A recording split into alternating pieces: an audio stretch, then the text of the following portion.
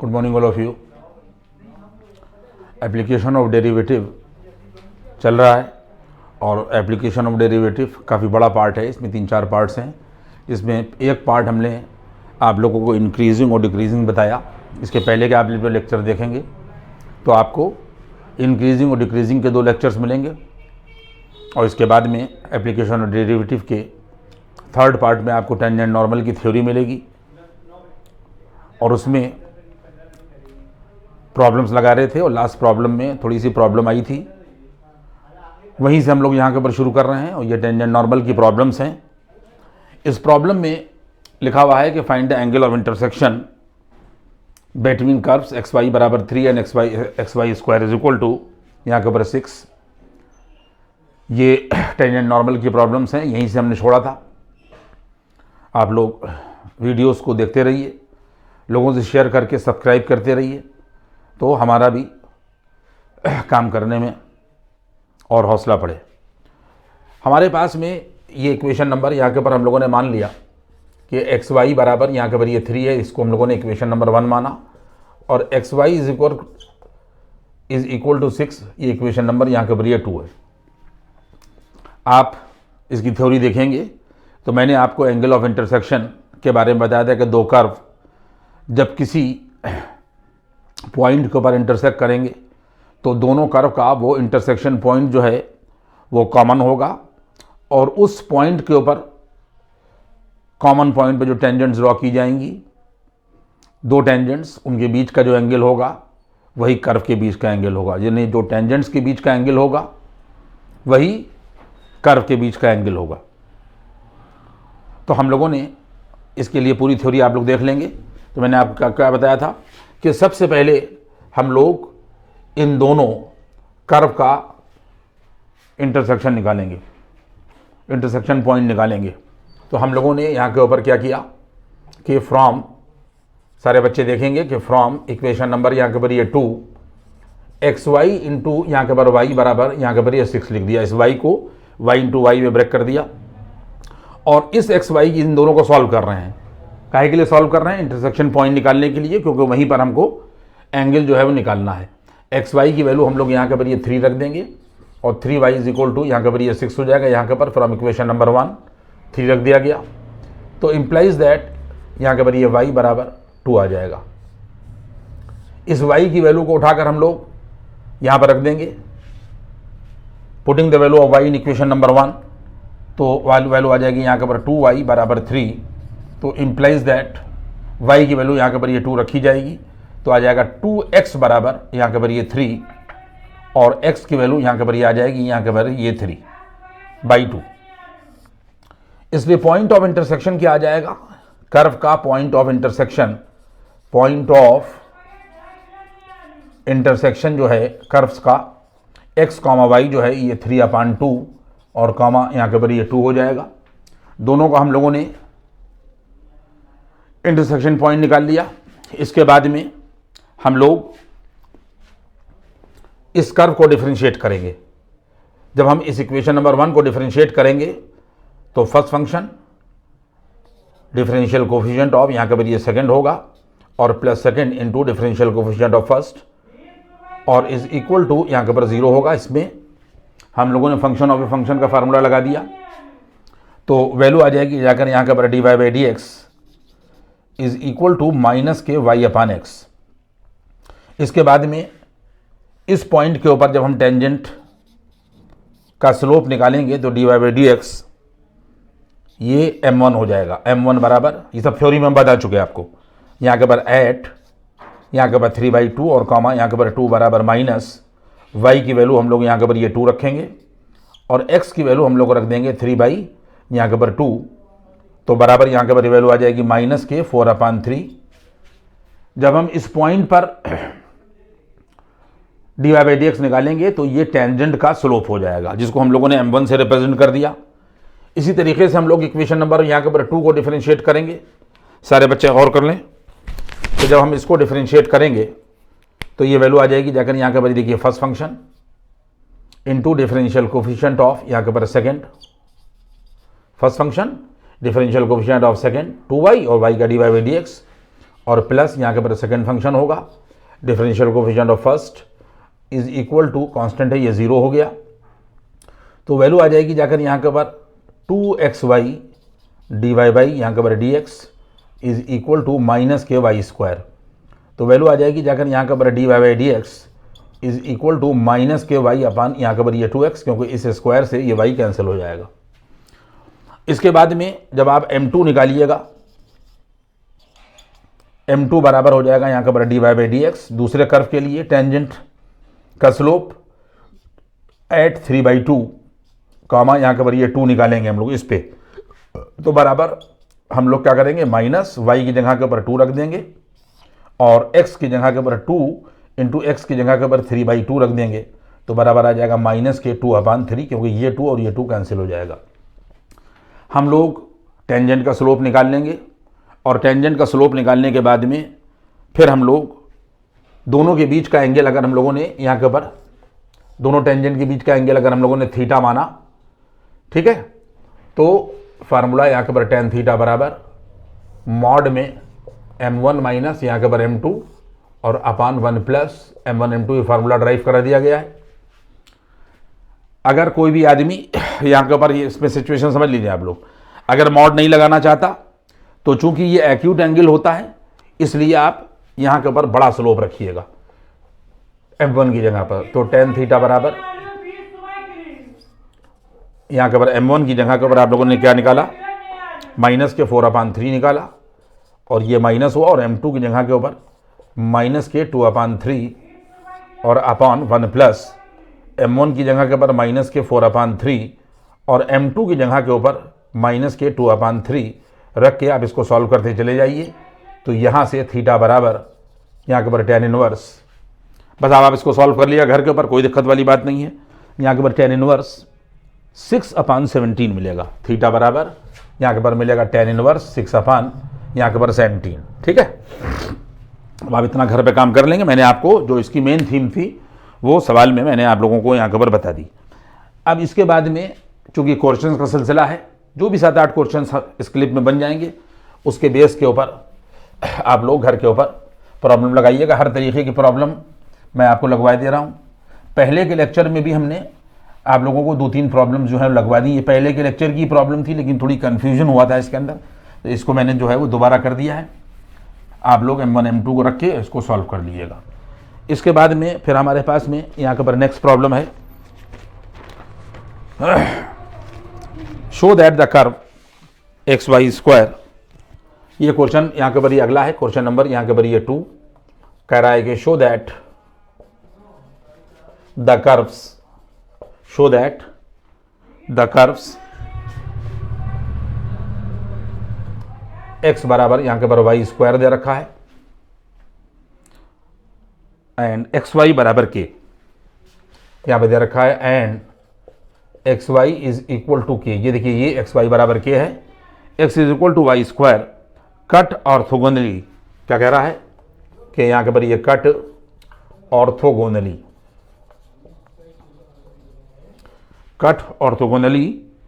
If, यहाँ के ऊपर नोट कर लीजिएगा, if 8k² is equal to यहाँ के ऊपर 1। क्वेश्चन में यहाँ के ऊपर ये दे रखा है। हम लोग को प्रूफ करना है, शो करना है कि अगर x बराबर यहाँ के ऊपर y², सारे बच्चे गौर कर लें कि x बराबर यहाँ के ऊपर ये y², now this is equation number यहाँ के ऊपर 1, and xy is equal to यहाँ के ऊपर ये k, now this is equation number 2। दोनों अगर आपस में एक दूसरे को ऑर्थोगोनली कट करते हैं, मैंने थ्योरी में आप लोगों को खूब बता दिया है। ऑर्थोगोनली कट करने का मतलब ये हो गया कि दोनों टेंजेंट आपस में एक दूसरे पर परपेंडिकुलर हैं। ऑर्थोगोनल कंडीशन ये होती है। ऑर्थोगोनल दो कर्व जब भी होंगे कि जब उनके बीच का एंगल जो है, यानी टेंजेंट्स के बीच का एंगल वही होता है जो कर्व के बीच का एंगल होता है, उनके बीच 90 डिग्री का एंगल बन रहा है।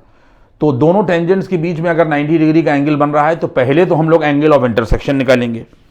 सबसे पहला काम क्या करेंगे कि दोनों को हम लोग यहाँ के ऊपर सॉल्व करेंगे। तो फ्रॉम, ये देखिए हमारे पास में xy बराबर k, ये इक्वेशन नंबर यहाँ के ऊपर ये 2 रखी हुई है। यहाँ से x की वैल्यू y² रख देंगे। ये देखिए हम लोगों ने इक्वेशन नंबर 1 से x की वैल्यू y² यहाँ पर रख दी और इंटू वाई बराबर यहाँ के ऊपर के आ गया। तो वाई क्यूब यहाँ के ऊपर क्या हो जाएगा, इम्प्लाइज दैट यहाँ के ऊपर वाई क्यूब बराबर के होगा और Y is equal to K to the power 1/3 आ जाएगा। ये आप लोग बॉक्स में कर लेंगे। हम लोगों ने वाई की वैल्यू यहाँ के ऊपर निकाल ली। इसके बाद में इस वाई की वैल्यू को उठाकर इक्वेशन नंबर 2 में रख दीजिए। तो x होगा और y की जगह के ऊपर के टू द पावर 1/3 आ जाएगा और बराबर यहाँ के ऊपर के, इस वैल्यू को उठाकर यहाँ रखा इक्वेशन नंबर 2 में, तो x ये रखा गया और y की जगह पर के टू द पावर 1/3 बराबर के हो गया। तो x बराबर ये वैल्यू आ जाएगी यहाँ के ऊपर के और upon K to the power 1/3 is equal to K to the power 1 into K to the power minus के 1/3, ये ऊपर चला गया। तो वैल्यू आ जाएगी यहाँ के ऊपर के बेसिस बराबर हैं तो 1 माइनस 1/3 होगा और ये वैल्यू आ जाएगी यहाँ के ऊपर 2/3। इसलिए पॉइंट ऑफ इंटरसेक्शन बच्चों दोनों कर्व का, दोनों को सॉल्व करने पर क्या मिला हम लोगों को, पॉइंट ऑफ इंटरसेक्शन यहाँ के ऊपर मिल गया के टू द पावर 2/3 कॉमा के टू द पावर 1/3। देखिए एक्स ये मिल गया और वाई यहाँ के ऊपर ये मिल गया। इसके बाद में फिर हम दोनों कर्व को बारी बारी से डिफरेंशिएट करते हैं स्लोप निकालने के लिए। तो जब हम लोग इसको डिफरेंशिएट करेंगे फ्रॉम इक्वेशन नंबर 1 तो ये देखिए x का 1 हो जाएगा और y स्क्वायर का हो जाएगा यहाँ के ऊपर 2y और dy बाई यहाँ के ऊपर dx इम्प्लाइज दैट यहाँ के ऊपर dy बाई dx बराबर 1 यहाँ के ऊपर ये 2y होगा और m1 बराबर बच्चों m1 बराबर यहाँ के ऊपर आ जाएगा dy बाई dx टेंजेंट का स्लोप एट के टू द पावर 2/3 कॉमा के टू द पावर 1/3। इस पॉइंट पर जब हम dy बाई dx निकालेंगे तो ये टेंजेंट का स्लोप कहलाएगा। तो बराबर का निशान लगाइए और ये 1/, लिखिए और ये 2 लिखिए और इस y की जगह पर के टू द पावर 1/3 रख दिए तो आ जाएगा के टू द पावर 1/3। ये 1/, m1 ये मिल गया। आप देख लें m1 की जो वैल्यू मिली ये मैं अलग लिखे देता हूँ, ये मिल गई 1/, यहाँ के ऊपर 2 के टू द पावर 1/, यहाँ के ऊपर 3, ये हमारा यहाँ के ऊपर ये m1 हो गया। इसके बाद में फिर हम लोग इस फंक्शन को डिफरेंशिएट करेंगे। तो first function into differential coefficient of second plus यहाँ के ऊपर ये second function into differential coefficient of first और बराबर 0। इसके कांस्टेंट को जब डिफरेंशिएट करेंगे तो 0 आ जाएगा और यहाँ से dy बाई dx बच्चों माइनस के y/x मिलेगा। इसलिए हम लोग यहाँ के ऊपर m2 बराबर dy बाई dx एट के टू द पावर 2/3 कॉमा के टू द पावर 1/3 निकालेंगे तो ये माइनस होगा और y की जगह के ऊपर के टू द पावर 1/3 आ जाएगा और x की जगह के ऊपर के टू द पावर 2/3 आ जाएगा। ये माइनस लगा रहेगा और इसके बाद में के टू द पावर यहाँ के ऊपर 1/3 और माइनस के 2/3 ये ऊपर चला जाएगा तो बराबर आ जाएगा माइनस के टू द पावर 1 माइनस 2, ये वैल्यू आ जाएगी माइनस के 1/3। 1 माइनस 2 माइनस 1 हो जाएगा। तो इसका मतलब ये हो गया कि हम लोगों ने यहाँ के ऊपर m2 बराबर क्या निकाल दिया, माइनस के टू द पावर माइनस 1 के टू द पावर 1/3। इसको नीचे ले आई, ये माइनस ये लिखा और 1 के टू द पावर यहाँ के ऊपर हम लोगों ने 1/3 कर दिया। बात समझ में आपकी आ गई। तो अब हम लोग क्या करेंगे कि इसको यहाँ के ऊपर सॉल्व करेंगे।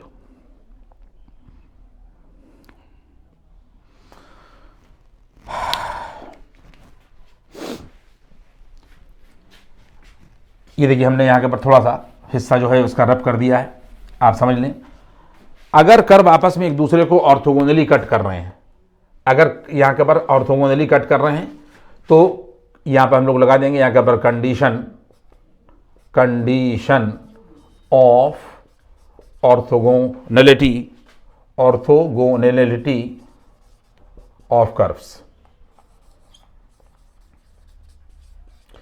Condition of orthogonality of the curves क्या हो जाएगी बच्चों, यहाँ के ऊपर ये आ जाएगा dy बाई dx, यहाँ के ऊपर ये आ जाएगा m1 इंटू यहाँ के ऊपर m2 बराबर -1। तो m1 की वैल्यू जो है ये 1 यहाँ के ऊपर 2 के टू द पावर 1/3 है और इंटू यहाँ के ऊपर -1 k टू द पावर 1/3 और बराबर -1, ये हमने m1 रख दिया और ये m2 रख दिया। ये दोनों तरफ से माइनस कैंसिल हो जाएगा। इसके बाद में यहाँ के पर 1/, और ये देखिए ये 2 ये रहेगा, और k टू द पावर 1/3 ये है, और k टू द पावर 1/3 जो है वो यहाँ के पर हमारे पास में यहाँ के पर ये है, ये k टू द पावर 1/3 यहाँ के पर हमारे पास में ये है, आप देख लें। तो ये वैल्यू आ जाएगी जाकर यहाँ के पर ये 2/3। बच्चों समझ में मेरी बात आ गई आपके? इन दोनों ये बेसिस बराबर, इनकी पावर ऐड कर दी और बराबर से ये माइनस काटने के बाद में 1 बचेगा। और जब आप क्रॉस मल्टीप्लाई करेंगे तो ये मिल जाएगा 2k टू द पावर यहाँ के पर ये 2/3 और इज इक्वल टू 1। देखिए क्रॉस मल्टीप्लाई कर दिया। इसके बाद में आप दोनों तरफ यहाँ के पर स्क्वायर कर दीजिए, स्क्वायरिंग बोथ साइड्स। जब 2 का स्क्वायर आप यहाँ पे करिएगा तो यहाँ के पर वैल्यू यहाँ के पर दोनों तरफ क्यूब कर दीजिए, क्योंकि आपको आंसर ये लाना है।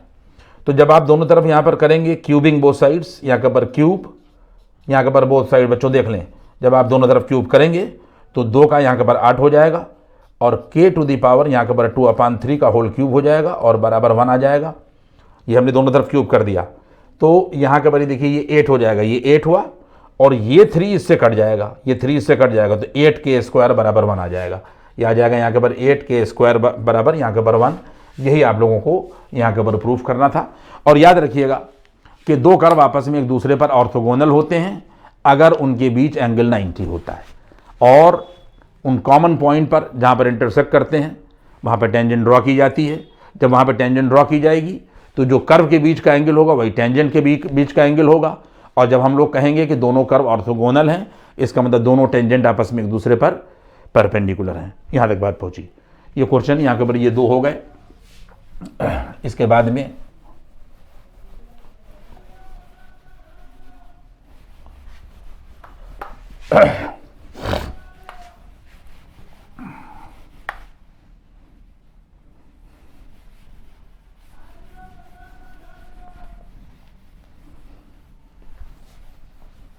क्वेश्चन नंबर यहाँ के ऊपर ये 3 देखें। जब हम लोग यहाँ के ऊपर क्वेश्चन नंबर 3 पे जाएंगे तो नोट करिए अपने पास में,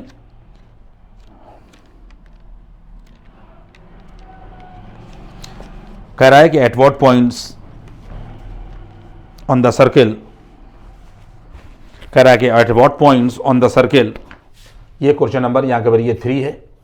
कह रहा है कि eight what points on the circle, on the circle भी कर्वी होगा। यहाँ के पर सर्किल x² + y² माइनस के यहाँ के पर ये 2x और माइनस का यहाँ के पर 4y + 1 is equal to 0। The tangent, कह रहा है कि the tangents are parallel to यहाँ के पर y axis. At what points यहाँ के ऊपर कह रहा है, सवाल को देख लें। Eight what points on the circle, यानी सर्किल पर कौन सा पॉइंट जैसा है। हम लोगों ने लेट द पॉइंट बी यहाँ के पर x1 और कॉमा यहाँ के पर ये y1 मान लिया।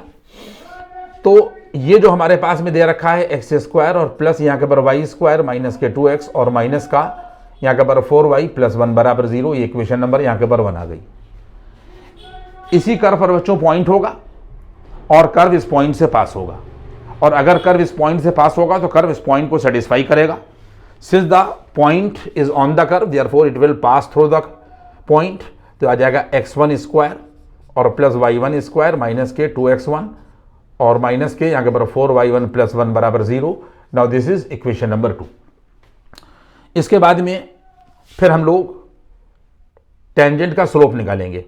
तो टेंजेंट का स्लोप निकालने के लिए हम लोग क्या करेंगे, कर्व को डिफरेंशिएट कर देंगे। तो आ जाएगा 2x और प्लस 2y dy/dx, इसको कर रहे हैं हम लोग, और माइनस का यहाँ के पर ये 2 और माइनस का 4 यहाँ के पर आ जाएगा dy/dx, और प्लस ये देखिए 0 और बराबर ये 0 आ जाएगा।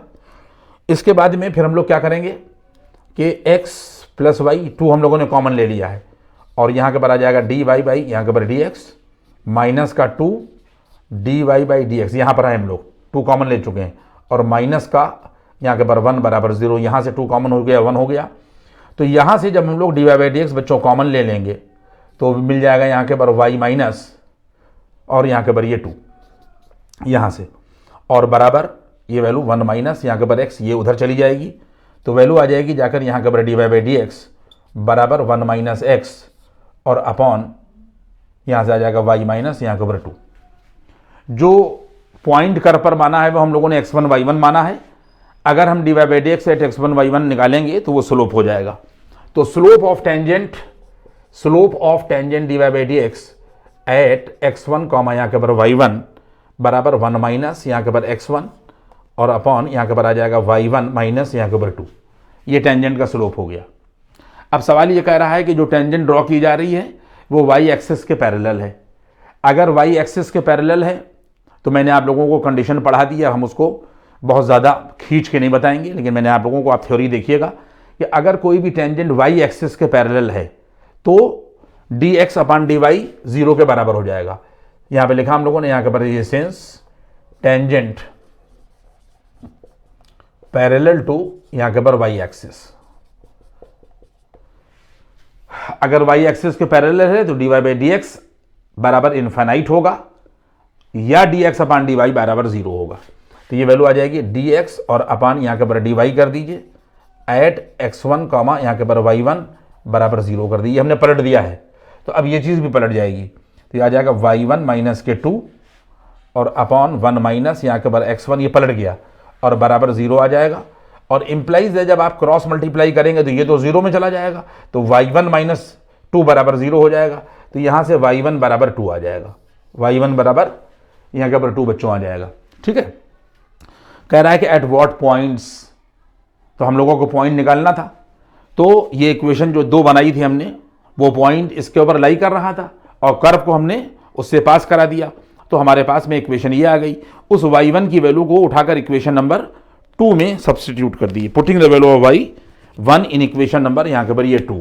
तो देखिए यहाँ से x1 स्क्वायर बच्चों मिलेगा, ये देखिए, और y1 स्क्वायर का मतलब ये हो जाएगा 4 और माइनस के ये आ जाएगा 2x1 और माइनस का ये 4 इंटू यहाँ के पर 2, y1 की जगह 2 रख दिया गया और प्लस 1 बराबर 0। तो वैल्यू आ जाएगी जाकर यहाँ के पर x1 स्क्वायर माइनस के 2x1 होगा, और ये देखिए 4 और 1 5, 5 माइनस 8 माइनस के 3 बराबर 0। ये आ गया, इसको फैक्टराइज कर दीजिए।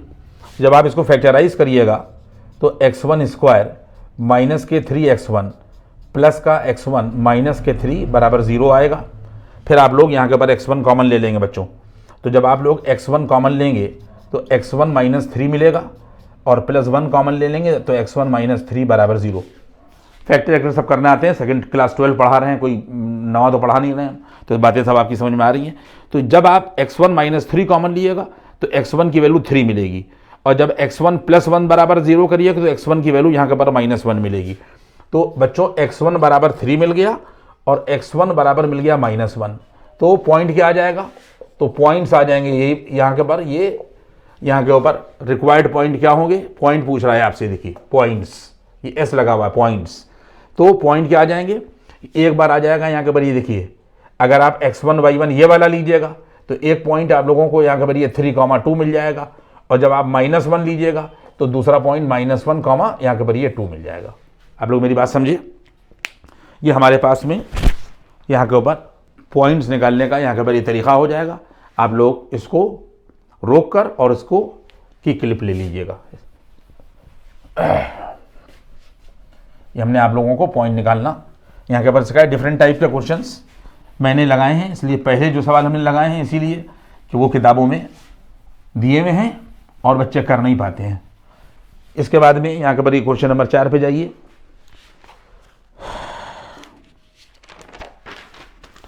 यहाँ के ऊपर कह रहा है कि find the coordinate of the point. तो ये क्वेश्चन यहाँ के ऊपर ये हमारे पास में यहाँ के ऊपर ये 4 है। कह रहा है कि find the coordinates, find the coordinates of the point on the curve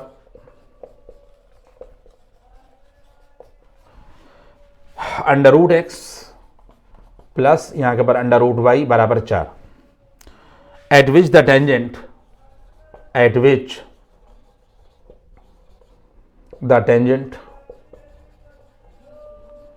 is equally inclined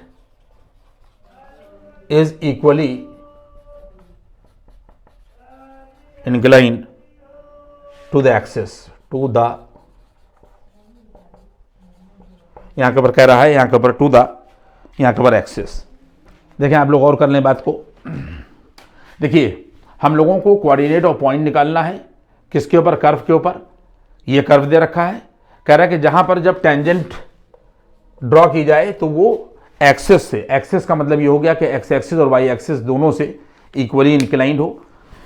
जो बच्चे नहीं जानते इक्वली इंक्लाइंड का मतलब वो देख लें कि हमारे पास में एक कंडीशन यहाँ के ऊपर ये होगी कि अगर हमारे पास में देखिए टेंजेंट ये है और ओ ये है और ए ये है और उसके बाद में यहाँ के ऊपर बी ये है। इक्वली इंक्लाइंड का मतलब ये हो गया कि ये टेंजेंट, ये देखिए ये कर्व जो है वो ये दे रखा है, ठीक है। इक्वली इंक्लाइंड का मतलब ये हो गया कि ये तो 90 डिग्री होगा, ये एक्स एक्सिस है। इक्वली इंक्लाइंड का मतलब ये हुआ कि ओ ए और ओ बी जो है वो यहाँ के ऊपर बराबर है। देखिए ये और ये बराबर है, दोनों एक्सिस से इक्वली इंक्लाइंड है। ये वाला एंगल और ये वाला एंगल आपस में बराबर होगा, और जब ये बराबर होगा तो इस टेंजेंट का जो स्लोप आएगा, यहाँ के ऊपर इस टेंजेंट का जो स्लोप आएगा ये यहाँ के ऊपर 135 डिग्री आएगा। बात समझ में आ रही है? क्यों? क्योंकि ये 90 हो गया और अगर इक्वली इंक्लाइंड है तो 45 ये होगा और 45 यहाँ के ऊपर ये हो जाएगा, तभी तो तीनों का सम 180 आएगा। तो इस केस में जो m होगा, टेंजेंट का स्लोप tan 135 डिग्री होगा और बराबर आ जाएगा -1।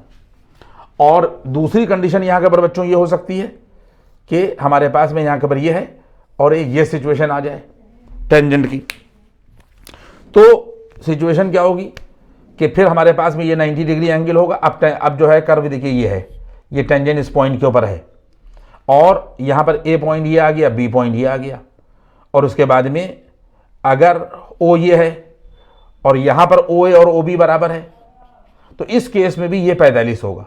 यानी ये जो टेंजेंट होगी एक्स एक्सिस के साथ में और वाई एक्सिस के साथ में 45 का एंगल बनाएगी। और हमेशा टेंजेंट का स्लोप जो होता है वो एक्स एक्सिस के साथ में एंटी क्लॉकवाइज डायरेक्शन में जो इंक्लिनेशन होता है वही होता है। तो यहाँ के ऊपर ये एंगल 45 डिग्री हो जाएगा, ये स्लोप ये रिप्रेजेंट होगी ये एंटी क्लॉकवाइज डायरेक्शन में। तो इस केस में m जो है वो यहाँ के ऊपर tan 45 डिग्री आएगा, तो बराबर आ जाएगा यहाँ के ऊपर +1। तो मैंने आप लोगों को बता दिया पहले ही कि अगर इक्वली इंक्लाइंड है तो स्लोप +-1 होगी if tangent is equally inclined with the axis, यानी एक्स एक्सिस और वाई एक्सिस दोनों के साथ में, तो tan थीटा की वैल्यू जो है वो यहाँ के ऊपर +-1 आ जाएगी। अब आइए हम लोग इसको सबसे पहले क्या करेंगे कि हम लोग इसको डिफरेंशिएट करेंगे। हमारे पास में यहाँ के ऊपर √x और प्लस यहाँ के ऊपर √y बराबर 4 दे रखा है, और हमने मान लिया कि लेट अ पॉइंट, हम लोगों ने यहाँ के ऊपर माना लेट अ पॉइंट भी यहाँ के ऊपर x1 और कॉमा यहाँ के ऊपर y1। तो सिचुएशन क्या हो जाएगी, देन √ यहाँ के ऊपर x1 होगा और प्लस √ यहाँ के ऊपर y1 और बराबर 4 हो जाएगा। ये इक्वेशन नंबर 2 आ गई। अब पहली इक्वेशन को डिफरेंशिएट कर दिया तो आ जाएगा 1/2x whole to the power 1/2 -1 minus के 1/2, और ये आ जाएगा 1/2 y to the power minus के 1/2 और फिर y का dy/dx होगा और बराबर 0 हो जाएगा। इसके बाद में ये 1/2 हम लोग यहाँ से कॉमन ले लेंगे तो वैल्यू आ जाएगी जाकर यहाँ के ऊपर y to the power minus के 1/2 और यहाँ के ऊपर dy/dx और बराबर माइनस के x टू द पावर -1/2, ये उधर चला गया, 1/2 कॉमन लेके खत्म कर दिया, इसको उधर कर दिया। तो यहाँ से dy/dx बराबर आ जाएगा जाकर, ये देखिए ये माइनस होगा और x to the power minus के 1/2 होगा और y to the power minus के 1/2 ये नीचे आ जाएगा। तो बराबर इसको माइनस ये ऊपर कर दीजिए तो y टू द पावर 1/2 ऊपर चला जाएगा और x टू द पावर 1/2 जो है वो नीचे आ जाएगा, माइनस के √ यहाँ के ऊपर ये आ जाएगा y अपान यहाँ के ऊपर ये x। आप लोगों ने बात समझी? इसके बाद में वो ये कह रहा है कि अब स्लोप निकालिए, तो dy/dx, देखिए dy/dx अपने आप में स्लोप होता है, लेकिन जो पॉइंट है आप उसके ऊपर अगर निकालेंगे तो आपको स्लोप मिलता है। मेरा कहने का मतलब ये है कि कभी कभी x1 y1 ना माना जाए। ये हम आपको इसलिए बता रहे हैं कि अक्सर बच्चे कंफ्यूज हो जाते हैं। dy by dx खुद ही स्लोप है। अगर dy by dx eight x1 y1 निकालेंगे तो हम लोग x1 की जगह पर x1 और y1 की जगह पर y की जगह पर y1 रख देंगे। लेकिन अगर हम उस पॉइंट को x1 y1 ना मानकर x, y मान लें तो फिर dy by dx बराबर जहां पर x है वहां पर x रहेगा, जहां पर y है वहां पर y रहेगा। ये आपके मानने की बात होती है खाली। तो ये अपने आप में स्लोप है, लेकिन पॉइंट यहां के ऊपर क्या आ गया, चूंकि आपने x1 y1 माना है, xy नहीं माना है, तो माइनस के अंडर रूट यहां के ऊपर आ जाएगा y1 और अपान यहां के ऊपर x1। ये स्लोप हो गया, ये टेंजेंट का बच्चों स्लोप हो गया।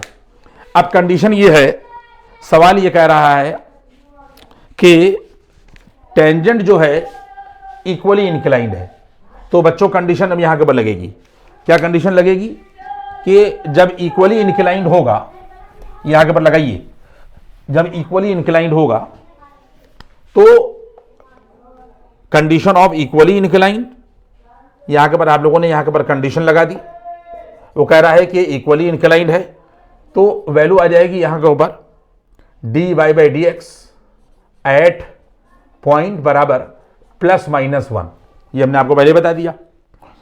इसके बाद में इसकी जगह के ऊपर माइनस के अंडर रूट, ये देखिए हम लोगों ने यहां के ऊपर y1 अपान x1 कर दिया इसकी जगह पर, और बराबर प्लस माइनस यहां के ऊपर 1 कर दिया।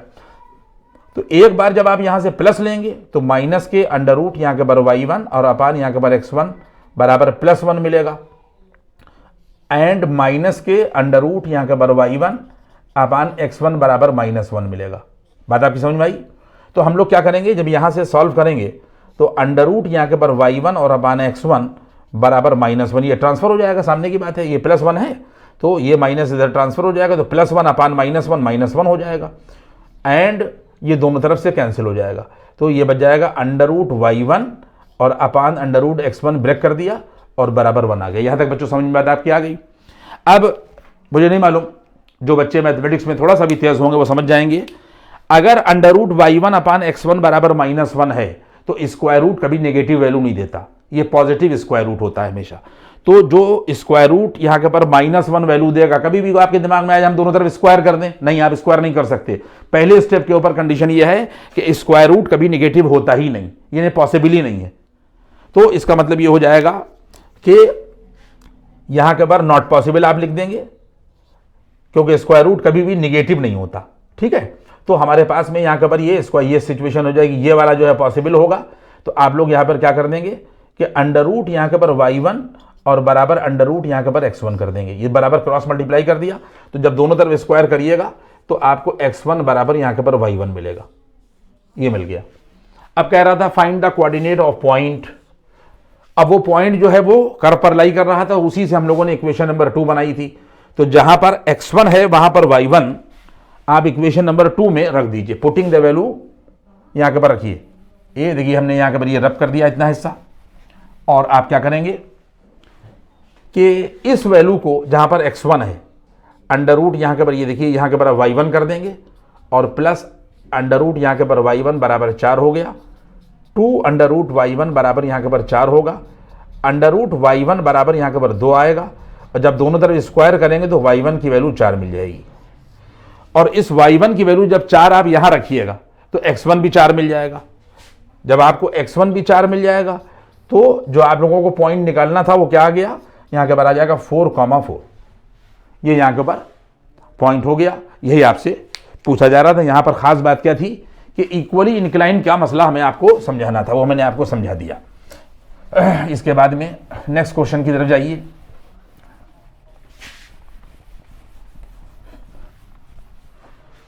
इसके बाद में हम लोग नेक्स्ट क्वेश्चन की तरफ जाते हैं। कह रहा है कि फाइन, देखिए इसमें यहां के ऊपर नेक्स्ट क्वेश्चन की तरफ हम लोग यहां के ऊपर जा रहे हैं। कह रहा है कि शो दैट, यहां के ऊपर कह रहा है कि शो दैट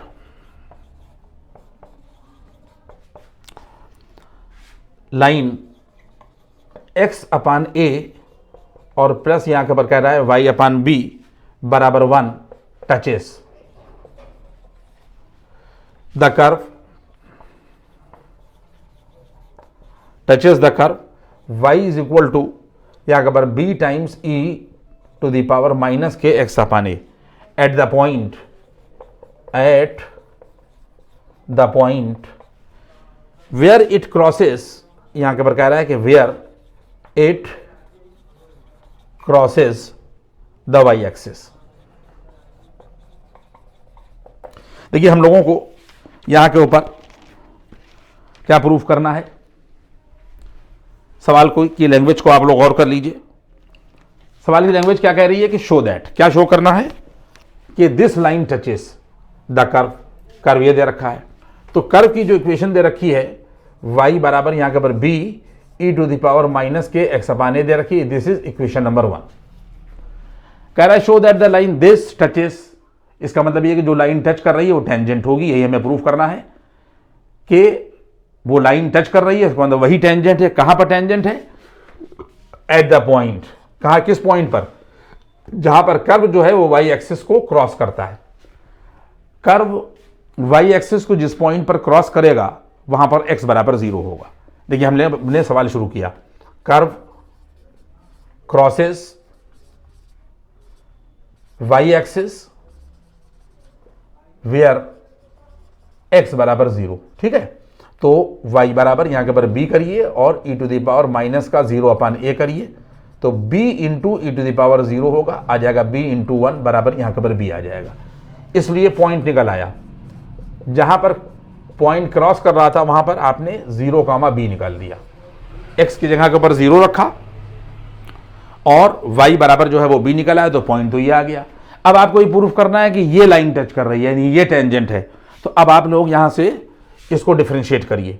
तो जब आप डिफरेंशिएट करिएगा तो dy बाई डी एक्स बराबर b होगा, ये देखिए b आया, और e to the power minus के x अपान ए, ये देखिए b यूं ही रहेगा और a ये लगा दिया कांस्टेंट, और इसके बाद में e टू द पावर का गया तो यही मिला।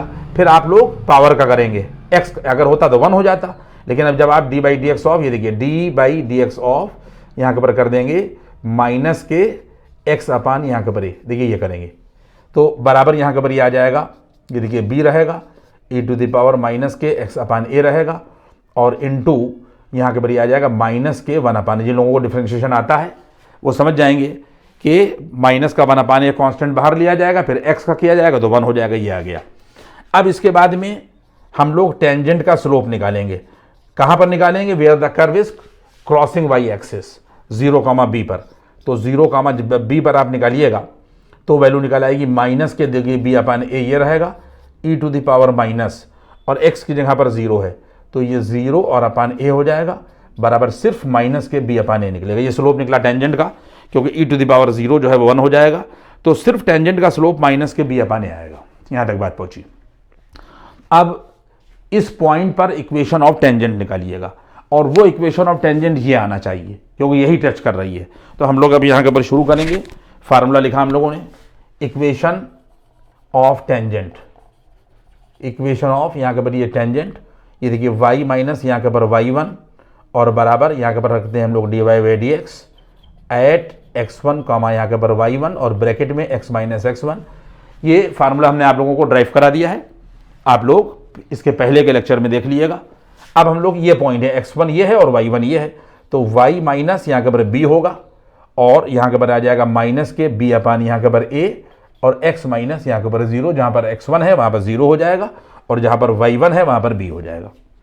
इसके बाद में फिर हम लोग क्रॉस मल्टीप्लाई करेंगे, a से यहाँ आइए तो ay और माइनस का यहाँ के ऊपर ab बराबर का निशान लगाइए और बराबर आ जाएगा माइनस के यहाँ के ऊपर bx, माइनस के bx। ये बात खत्म हो गई।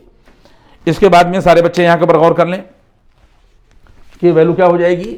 यहाँ के ऊपर ये देखिए कि ay, ये देखिए ay हुआ और प्लस का यहाँ के ऊपर ये bx बराबर ab कर दिया, यानी हम लोगों ने ay को और bx को साथ में ले लिया और इसको इधर कर दिया। अब ab को इधर ले लीजिए, तो जब आप ay अपान ab यहाँ के ऊपर ये लाइएगा और bx अपान ab यहाँ पर ये लाइएगा तो बराबर 1 बचेगा, तो ये सिर्फ यहाँ के ऊपर y अपान b बचेगा क्योंकि a कट जाएगा और प्लस यहाँ से b कट जाएगा, ये आ जाएगा x अपान a बराबर 1।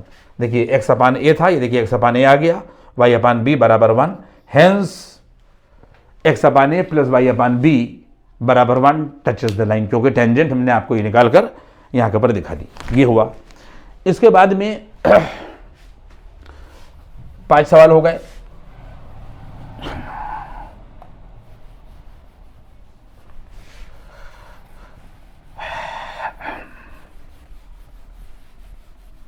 इसके बाद में यहां के ऊपर नेक्स्ट क्वेश्चन पर आप जाइए। तो क्वेश्चन यहां के ऊपर ये कह रहा है कि find the equation of tangent and normal to the curve. ये कराना आप लोगों को ज़रूरी है क्योंकि इसमें कभी कभी आप लोग कंफ्यूज होते हैं। ये क्वेश्चन नंबर यहाँ के ऊपर ये 6 है। कह रहा है कि यहाँ के ऊपर find the equation of tangent and normal. Tangent and यहाँ के ऊपर ये कह रहा है यहाँ के ऊपर नॉर्मल टू द कर्व,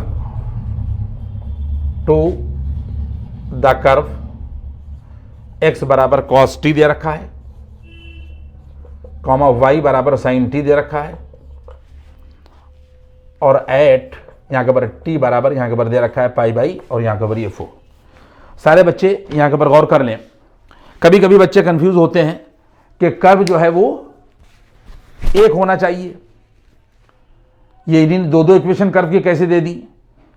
जो कमजोर मैथमेटिक्स में है वो देख लें कि x बराबर ये जो cos t है और y बराबर जो sin t है, ये पैरामीट्रिक इक्वेशन ऑफ कर्व होती हैं। इसीलिए मैंने सवाल को यहां पर लगवाया है। यानी इसकी पहचान क्या होती है कि x भी t पे डिपेंड कर रहा है और y भी यहां के ऊपर t के ऊपर डिपेंड कर रहा है। x बराबर भी cos t है और y बराबर भी यहां के ऊपर sin t है, तो t बराबर यहां के ऊपर ये आ जाएगा पाई बाई, यहां के ऊपर ये 4। ये पैरामीट्रिक कोऑर्डिनेट्स होते हैं, यानी पैरामीट्रिक इक्वेशन ऑफ कर्व होती हैं। अगर इस कर्व पर देखिए हमारे पास में यहां के ऊपर ये कर्व है, यहां के ऊपर ये हमारे पास में यहां के ऊपर कर्व है। इसकी मैं आपको पहचान बता दूं कि अगर हमारे पास में कोई सर्कल है, जैसे हमारे पास में यहां के ऊपर कोई सर्कल है और ये हमारे पास में यह वाई एक्सिस दे रखा है और ये एक्स एक्सिस दे रखा है, तो यहां से अगर कोई पॉइंट यहां के ऊपर ये पी लाई कर रहा है और हमने इसको मिला दिया, तो ओपी जो है ये रेडियस हो जाएगी। ओपी बराबर क्या हो जाएगी, यहां के ऊपर आ जाएगी रेडियस, और इससे हम लोग यहां के ऊपर परपेंडिकुलर गिरा दें और इसके कोऑर्डिनेट अगर हम लोग एक्स कॉमा वाई कह दें, और मान लें कि रेडियस एक्स एक्सिस के साथ में थीटा एंगल बना रही है और ये परपेंडिकुलर हो गया, और ये पॉइंट यहां के ऊपर एम हो जाए, तो ओ एम जो है वो यहां के ऊपर एक्स हो जाएगा और पी एम जो है वो यहां के ऊपर वाई हो जाएगा। बात समझ में आ रही है। अगर हम आपसे कहें कि इसमें कॉस थीटा क्या है, तो सारे बच्चे यहां के ऊपर कहेंगे कि कॉस थीटा बराबर base upon hypotenuse x upon r होगा, तो आ जाएगा एक्स बराबर आर कॉस थीटा। तो साइन थीटा क्या होगा, साइन थीटा बराबर परपेंडिकुलर अपन हाइपोटेन्यूज, तो वाई की वैल्यू यहां के ऊपर आ जाएगी आर साइन थीटा। आप देख लें ए वाई बराबर यहां के ऊपर आ जाएगा। यानी इसका मतलब रेडियस तो कांस्टेंट है, सर्कल की रेडियस तो बदलेगी नहीं, एक्स भी थीटा पर डिपेंड करेगा और वाई भी थीटा पर डिपेंड करेगा। ये पैरामीट्रिक इक्वेशन ऑफ सर्कल होती हैं। अगर हम आपसे पूछें, हम आपको सिर्फ समझा रहे हैं चीज़ों, जिस तरह मैंने इक्वली इंक्लाइन समझाया था कि अगर हमारे पास में सर्कल का सेंटर 0,0 है और रेडियस आर है, और हम आपसे पूछें कि इक्वेशन ऑफ सर्कल क्या होगी, तो 11वें में आपने क्या पढ़ी, x square plus y square बराबर आर स्क्वायर पढ़ी। और ये जो एक्स बराबर आर कॉस थीटा है, ये यहाँ के ऊपर ये आर कॉस थीटा और वाई बराबर यहाँ के ऊपर आर और यहाँ के ऊपर साइन थीटा। अगर कर्व पर लाई कर रहा है, अगर सर्कल पर लाई कर रहा है इस सर्कल पर, तो इस सर्कल को सेटिस्फाई करेगा। कौन सेटिस्फाई करेगा, आर कॉस थीटा। देखिए अब आप लेफ्ट हैंड साइड बराबर यहाँ के ऊपर एक्स की जगह पर आर कॉस थीटा रखिए, तो r square cos square theta आएगा और plus r square sine square theta आएगा। यहां पर रखने के बाद जब आप आर स्क्वायर कॉमन ले लेंगे तो cos square theta plus sign square theta अंदर बचेगा जो 1 के बराबर होगा। देखिए राइट हैंड साइड आ गया। इसका मतलब यह है कि अगर कोई सर्कल जिसका सेंटर 0,0 है, तो उसकी equation x square plus y square बराबर आर स्क्वायर होगी। तो पैरामीट्रिक इक्वेशन ऑफ सर्कल जो है वो एक्स बराबर आर कॉस थीटा और वाई बराबर आर साइन थीटा होगी। क्यों, क्योंकि वो कर्व को सेटिस्फाई कर रही है। इसी तरीके से यहां के ऊपर एक्स बराबर कॉस टी और वाई बराबर साइन टी किसी कर्व की पैरामीट्रिक इक्वेशन है। उस कर्व को, जो भी कर्व दे रखा हो यहां के ऊपर, उसको ये सेटिस्फाई करेंगे। वो कह रहा है कि एट टी बराबर यहां के ऊपर पाई बाई 4। देखिए अगर हम ये मान लें कि हम लोगों को इक्वेशन ऑफ टेंजेंट निकालना है और नॉर्मल निकालना है, और कर्व पर वो पॉइंट x1 y1 मान लें। अगर हम मान लें कि लेट यहाँ के पर पॉइंट बी x1 कॉमा यहाँ के पर y1। अगर ये मान लिया जाए कि जो पॉइंट है वो x1 y1 है, तो इस x1 y1 को जब आप यहाँ रखेंगे तो ये देखिए x1 बराबर यहाँ के पर cos t मिलेगा और कॉमा यहाँ के पर y1 बराबर यहाँ के ऊपर क्या मिलेगा, यहाँ के पर sin t मिलेगा। यहाँ पर y1 रख दिया और उसने कहा कि t बराबर यहाँ के पर π/4, तो x1 की वैल्यू यहाँ के पर ये cos π/4 यानी cos 45 डिग्री, ये देखिए 1/√2 मिलेगी और y1 की वैल्यू यहाँ के पर sin π/4 यहाँ के पर हम लोगों को 1 यहाँ के पर √2 मिल जाएगी। इसका मतलब अगर आपसे पूछा जाए कि x1 y1 वो कोऑर्डिनेट क्या हुए जिसके ऊपर टेंजेंट ड्रॉ हो रही है, तो 1/√2 कमा 1/√2 हो जाएगा। ये x1 कमा y1 निकल आया। एक बात हुई। दूसरी बात यह है कि हम लोग dy/dx निकालेंगे। कहाँ निकालेंगे? एट t बराबर π/4, वही स्लोप होगा। तो स्लोप ऑफ टेंजेंट निकालने के लिए हम लोग क्या करेंगे कि हमारे पास में ये देखिए x बराबर cos t दे रखा है। जब x बराबर यहाँ के पर cos t दे रखा है बच्चों, देखोगे तो x t पे डिपेंड कर रहा है, तो आ जाएगा dx और अपॉन dt बराबर माइनस के sin t आएगा और y बराबर यहाँ के पर ये दे रखा है यहाँ के पर sin t, तो यहाँ के पर आ जाएगा dy/dt बराबर यहाँ के पर आ जाएगा यहाँ के पर cos t। इसके बाद में तुम लोग dy/dx निकालोगे, तो सारे बच्चे समझ लो कि dy/dx निकालने के लिए हम लोग क्या करेंगे, dy/dt और इंटू dt/dx कर देंगे। ये देख लो dy/dx है, dy/dx और dt कैंसिल हो जाएगा तो dy/dx हो गया। इसके बाद में ये पैरामीट्रिक इसी तरह हल की जाती हैं, तो यहाँ के पर ये आ जाएगा यहाँ के पर cos t और इंटू का निशान लगाओ dt/dx, तो ये है dx/dt, तो ये आ जाएगा माइनस के 1/sin t। ठीक है, तो बराबर आ जाएगा माइनस के यहाँ के पर cot t। अब इसके बाद में स्लोप ऑफ टेंजेंट क्या हो जाएगा, यहाँ के पर आ जाएगा slope of tangent dy/dx at t बराबर यहाँ के पर π/4, तो बराबर ये वैल्यू आ जाएगी माइनस के cot π/4 होगा और रिजल्ट आ जाएगा माइनस के 1। ये हमने टेंजेंट का स्लोप निकाल दिया, हमें x1 y1 भी मालूम हो गया और टेंजेंट का स्लोप भी मालूम हो गया। अब हम लोग इक्वेशन ऑफ टेंजेंट बच्चों निकाल लेंगे। बस अब इक्वेशन ऑफ टेंजेंट क्या आएगी, देखिए यहाँ से अब हम मिटाते हुए चलेंगे। यहाँ से आ जाएगा y minus equation of tangent y minus y1 1/√2 y minus y1 बराबर dy/dx, ये एट t बराबर π/4, ये -1 आया और ब्रैकेट में x माइनस और यहाँ के पर x1 ये 1/√2 आ गया। हम लोग इसको यहाँ के पर ये सॉल्व करेंगे। आप देख लें इस चीज को,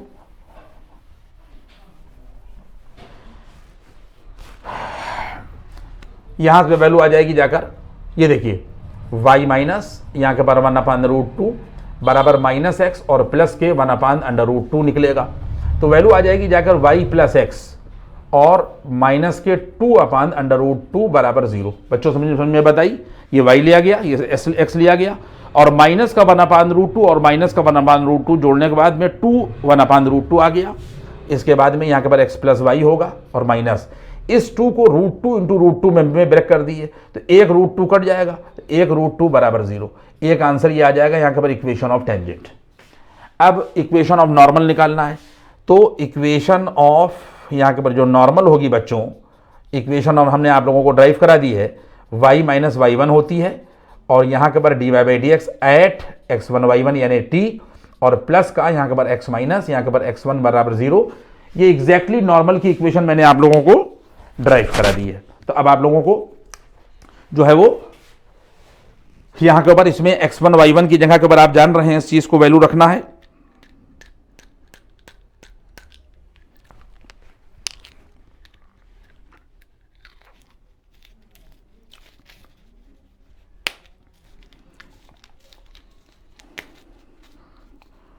तो हम लोग क्या करेंगे,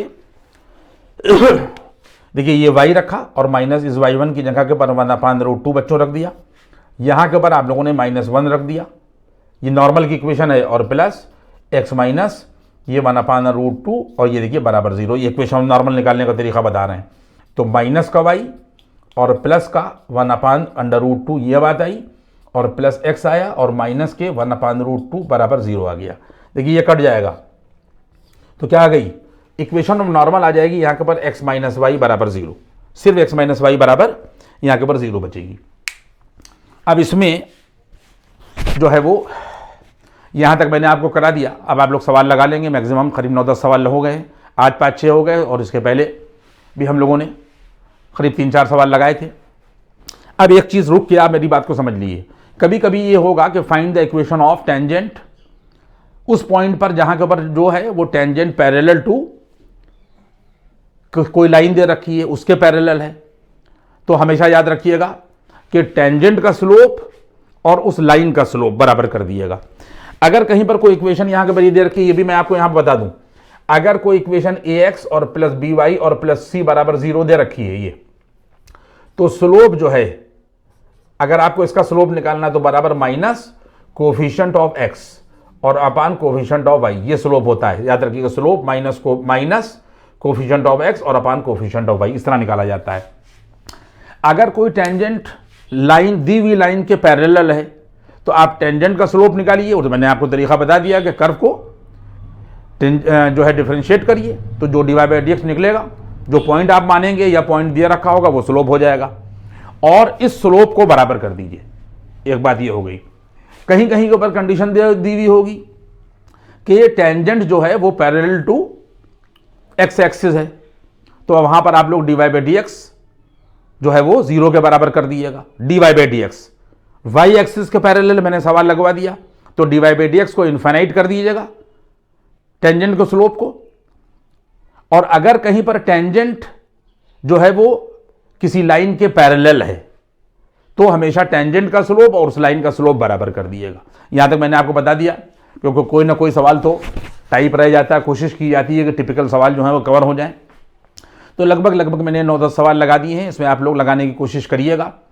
टेंजेंट नॉर्मल और चैनल की पीछे की चीज़ें भी जो हमने आप लोगों को पढ़ा दी हैं आप देखते जाएं, जिसमें जो बच्चे जीएसटी वगैरह लिए हुए हैं क्लास 10 में वो देख सकते हैं। हाइट एंड डिस्टेंस भी क्लास 10 की पड़ी हुई है और क्लास 11 की पूरी ट्रिग्नोमेट्री पड़ी हुई है। इनको सबको देखें, और ये तो क्लास 12 तो चल ही रहा है, इसको देखें और लोगों से शेयर करें, सब्सक्राइब करें। Thank you.